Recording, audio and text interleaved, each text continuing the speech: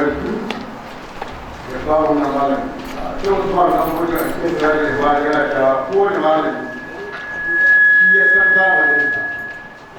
kun ga mana ya fi kiro mana abubuwa ya fi malamin zamani ne wannan zamani na mu Allah ya yi mun samu malamin da ya san matsalolin wannan zamani na mu ga ya ɗauko mana abubuwa na likitanci da abubuwa da sojoji da sauransu a tsakakace da kishirar da muka yi game da azumi da zakka da sauran abubuwa na su shafi waɗanda abubuwa yau ma ya bayyana mana wannan a takaice ƙawa musu ne wato dictionary ne wanda lecture wanda ya kamata mutum ya mallaka ta zama wani dictionary wanda za ka huta kana karatu ko kana da wani matsala ka huta ne ka ce ya fara ya amince wannan matsala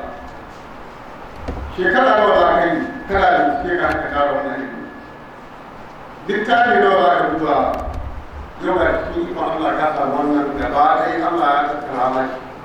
kuma ga malami wanda yake zamanin ka ya fi kuma abubuwa da zamanin da suke gittawa muna roƙo Allah ya saka mana da yin malam da baka yi mana rawar ilimi ba mun gode Allah ya saka mana da yin a cikin kira mu ba da lokaci da masu neman tsarin bayani ko da ɗaya ko biyu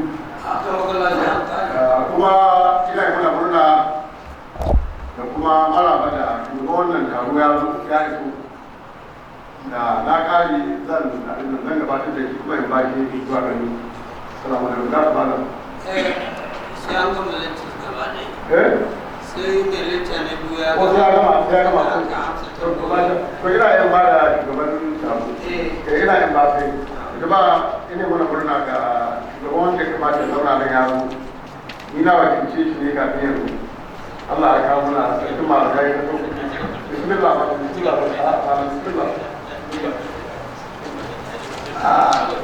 sai na gaba ta muku da shi ba sarkin malamai ne na so